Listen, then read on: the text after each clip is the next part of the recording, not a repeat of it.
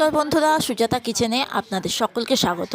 আজকে চলে এসেছি আপনাদের কাছে যে রেসিপিগুলো নিয়ে। আজকে দুটো রেসিপি নিয়ে আপনাদের কাছে চলে এসেছি। যদি ভালো লাগে অবশ্যই স্কিপ না করে বন্ধুরা দেখবেন। দেখো, আমি প্রথমে যে রেসিপিটা ফ্রাইড রাইস, জলটা আমি দিয়ে দিয়েছি। জলটা যখন ভালো ফুটছিল তখন কিন্তু আমি এখানে 700 গ্রাম চাল ভিজিয়ে রেখেছিলাম। আধা ঘন্টা থেকে 1 ঘন্টা মতো ভিজিয়ে রেখেছি। 1 ঘন্টা ভিজিয়ে রাখলে চালটা বেশি ভালো হয়। 1 ঘন্টা ভিজিয়ে রাখার পর চালটা আমি যখন জলটা ভালো করে ফুটেছে তখন চালটা দিয়েছি, আর তার মধ্যে পরিমাণ মতো লবণ দিয়েছি, আর দিয়ে দিচ্ছি গরম মশলা। গোটা গরম মশলার মধ্যে আমি এলাচ, দারচিনি আর লবঙ্গ দিয়ে দিচ্ছি। দিয়ে এবার ভালো করে এটাকে চালটাকে জলের মধ্যে ভালো করে নাড়াচাড়া করে আমি ঢাকনাটা দিয়ে দিচ্ছি। এবার আমি দেখো আরেকটা গ্যাসের ওভেনের মধ্যে এখানে কড়াইয়ের মধ্যে আমি তেল গরম করতে দিয়ে দিয়েছি, সাদা তেল। আর দেখতে পাচ্ছ এখানে আমি পনির কাটছি। এখানে 250 গ্রাম পনির চৌকো চৌকো করে কেটে নিচ্ছি। অবশ্যই বুঝতে পারছো দুখানা যে কম্বো করছি, একটা হচ্ছে ফ্রাইড রাইস আর একটা হচ্ছে চিলি পনির। কিন্তু পনিরটা আমি একটু অন্যভাবে করছি। আর পনিরটা করব, দেখো এখানে আমি 2 চামচ ময়দা, 2 চামচ কর্নফ্লাওয়ার নিয়েছি। তার সঙ্গে নিয়ে নিচ্ছি একটা ডিম নিয়ে নিচ্ছি। ডিম দিয়ে দেখো তার মধ্যে একটা ডিম দিয়ে দিয়েছি, আর ডিমের সঙ্গে দিয়ে দিচ্ছি আমি পরিমাণ মতো লবণ, আর তার সঙ্গে দিয়ে দিচ্ছি একটু মরিচের গুঁড়ো দেবো। দিয়ে ভালো করে এটাকে ফেটিয়ে নেব।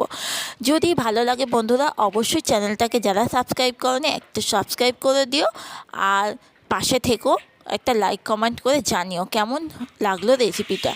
খুব ভালো করে কিন্তু ব্যাটারটা আমি করে নিয়েছি। করে এবার একটা একটা করে যে পনিরগুলো দিয়ে আর কড়াইয়ের মধ্যে দিয়ে দেবো। অবশ্যই ভাজবার সময় গ্যাসটা লো ফ্লেমে রাখবেন, কারণ লো ফ্লেমে এটা একটু লালচে ব্রাউন করে একটু ধীরে ধীরে ভাজলেই ভালো হয়। আর পুরো সুন্দর মানে খেতে এইভাবে চিলি পনিরটা যদি করেন না, খেতে কিন্তু দুর্দান্ত লাগবে। আমরা তো পনির এমনি ভেজেই চিলি পনির করি, কিন্তু আজকের এই প্রসেসটা একবার বাড়িতে বানিয়ে দেখবেন, দুর্দান্ত লাগে। ফ্রাইড রাইসের সঙ্গে তো দারুণ একটা কম্বো। ফ্রাইড রাইস, চিলি পনির। যারা চিলি চিকেন পছন্দ করেন না, ভাবছেন পনির খাবো, এইভাবে পনির করে খেতে পারেন। দেখুন হালকা বাদামি করে ভেজে তুলে রেখেছি। আর এই যে চিলি পনিরের জন্য গ্রেভি তৈরি করার জন্য আমি প্রথমে দিয়ে দিচ্ছি, দেখো রসুনটা দিয়ে দিচ্ছি তেলের মধ্যে। প্রথমে রসুনটা দিয়ে তার মধ্যে আমি পেঁয়াজ দিয়েছি। পেঁয়াজগুলো একটু বড় বড় করে কাটা। দেখো পেঁয়াজ আর ক্যাপসিকামটা বড় বড় করে কেটে নিয়েছি। দেখতে সুন্দর লাগে আর খেতেও কিন্তু ভালো লাগে। ভালো করে নাড়াচাড়া করার পর আমি এখানে একটু লবণ দিয়ে দিচ্ছি। লবণটা দিয়ে একটু নাড়াচাড়া করলে কি হয়, একটু নরম হয়ে যায় তাড়াতাড়ি। বেশ খানিকক্ষণ নাড়াচাড়া করার পর আমি দিয়ে দিচ্ছি এখানে দেখো টমেটোগুলো দিয়ে দিচ্ছি। টমেটোগুলো দিয়ে ভালো করে নাড়াচাড়া করব কিন্তু। এবার একটু পরিমাণ মতো চিনি দিয়েছি। চিনি দেওয়ার পর আমি এখানে কাঁচা লঙ্কা দিয়ে দিচ্ছি। আমি এখানে 2খানা থেকে 3খানা কাঁচা লঙ্কা দিয়েছি। আপনারা চাইলে ঝালটা পরিমাণ মতো খাবেন। আর আমি এখানে 2 রকম সস ব্যবহার করছি। আপনারা চাইলে চিলি সসটা ব্যবহার করতে পারেন। আমি এখানে চিলি সসটা কিন্তু অ্যাভয়েড করেছি, যেহেতু আমি কাঁচা লঙ্কা দিচ্ছি। আর তার মধ্যে এই যে টমেটো সস দিলাম, টমেটো কেচাপ, আর তার মধ্যে আমি সোয়া সস দিয়ে দিয়েছি। 2 চামচ করে সসগুলো দিয়ে দিয়েছি। এবার দিয়ে ভালো করে যখন হয়ে যাবে এই গ্রেভিটা ভালো করে নাড়াচাড়া করার পর আমি এই পনিরের যে ভেজে তুলে রেখেছিলাম এইগুলো দিয়ে একটু নাড়াচাড়া করে 1 চামচ কর্নফ্লাওয়ার গুলে নিয়ে দিয়ে দিচ্ছি। আর এটা কিন্তু হবে বন্ধুরা ড্রাই চিলি পনির, যে মানে খুব যে গ্রেভি থাকবে তাই না, এটা একটু ড্রাই পনির করছি। এবার দেখুন একদম অল্প সামান্য একটু জল দিয়ে আমি ঢাকা দিয়ে দিচ্ছি। 2-3 মিনিট ঢাকা দিলেই হয়ে যাবে। আর ওদিকে দেখো আমি ভাতটা কিন্তু ঝাড়াতে দিয়ে দিচ্ছি। মানে আমার যে রাইসের চালটা হয়ে গেছিলো আমি ঝুড়ির মধ্যে ঝাড়াতে দিয়ে দিয়েছি। আর এদিকে চিলি পনিরটা হয়ে গেছে। এবার আমি এটাকে গ্যাস বন্ধ করে এবার নামিয়ে নেব। চিলি পনিরটা রেডি হয়ে গেল। আর ওইদিকে রাইসটাও আমি ঢেলে ভাতটা মানে রাইসের যে চালটা আমি ঠান্ডা করতে দিয়েছি। রাইসের চালটা কিন্তু একটু ঠান্ডা হলেই তবে রাইসটা কিন্তু ভালো হয়, রাইসটা ভেঙে যায় না। এটা অবশ্য খেয়াল রাখবেন। রাইসের চালটা একটু অন্তত ফ্যানের তলায় হোক এমনি অন্তত আধা ঘন্টা একটু ঝারিয়ে মানে একটু ঠান্ডা করতে দেবেন। দেখুন চিলি পনিরটা হয়ে গেছে। এবার আমি ফ্রাইড রাইসের জন্য আমি এখানে আমি ফ্রাইড রাইসটা কিন্তু এগ ফ্রাইড রাইস বানাচ্ছি।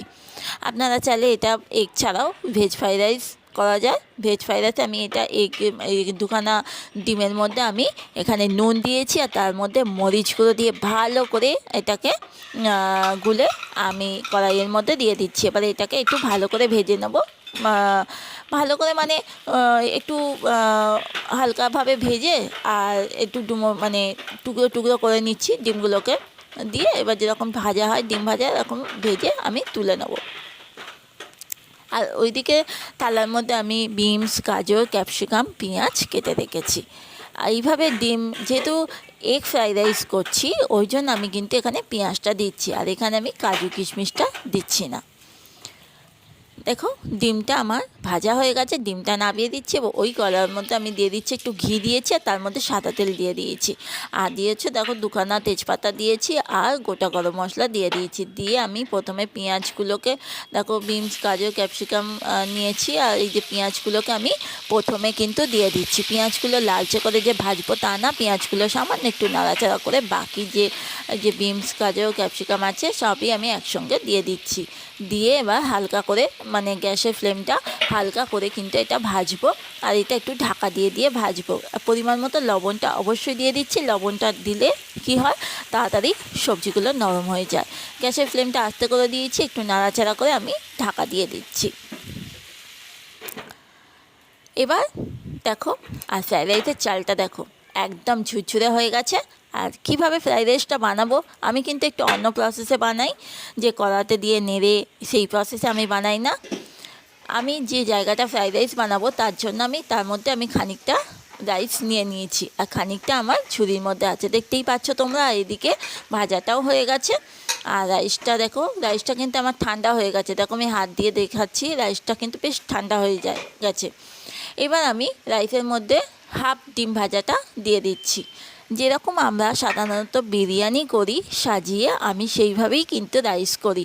আর আমার চ্যানেলে 30 জনার ফ্রাইড রাইসের রেসিপি কিন্তু আছে, তোমরা চাইলে দেখতে পারো। খুব ইজি পদ্ধতিতে 30 জনার কীভাবে বানাবে সেটা কিন্তু আমার চ্যানেলে একদম দেওয়া আছে। আর এছাড়াও এমনি ফ্রাইড রাইসের রেসিপিও আছে আমার চ্যানেলে। দেখো আমি প্রথমে ডিম দিয়েছি, তারপর দিয়েছি নুন, তারপর মরিচ গুঁড়ো দিয়েছি, এবার দিয়ে দিচ্ছি ভাজা।